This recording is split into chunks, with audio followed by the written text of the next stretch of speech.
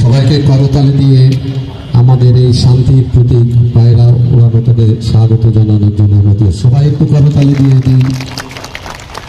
সুন্দর এইমাত্র আমাদের শান্তির প্রতীক পায়রা আকাশে উন্মুক্ত করে দেওয়া হলো। আছেন তাদেরকে অনুরোধ করছি বাংলাদেশ পুলিশ বাহিনী থেকে শুরু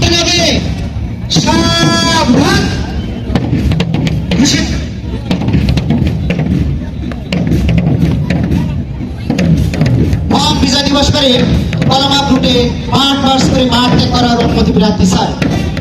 ধন্যবাদ স্যার।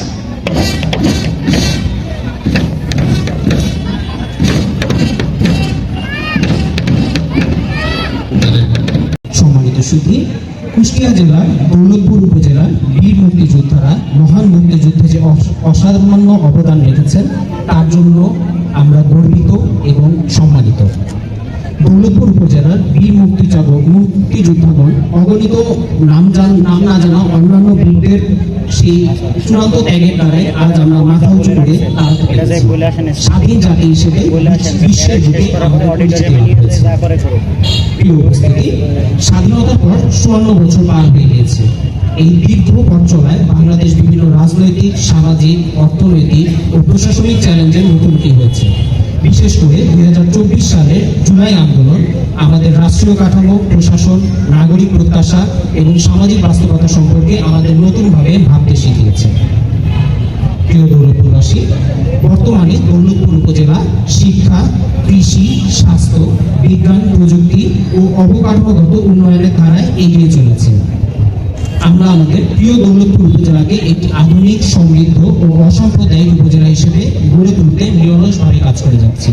তবে আমাদের উন্নয়নের এই অগ্রযাত্রায় সবচেয়ে বড় শক্তি হলো আপনাদের সকলের ঐক্য, সম্মিলিত প্রচেষ্টা এবং দায়িত্বশীল অংশগ্রহণ। প্রিয় শিক্ষার্থী, স্বাধীনতার প্রকৃত শক্তি তোমাদের হাতেই। মুক্তিযুদ্ধের চেতনা মানে শুধুই ইতিহাস জানা নয়, মানুষের প্রতি সম্মান, নিয়ম মেনে চলা, দায়িত্ববোধ, সততা ও পরিশ্রমের মূল্যবোধ ধারণ করা। তোমরাই দৌলতপুর উপজেলা এবং বাংলাদেশের আগামী নেতৃত্ব গড়ে তুলবে।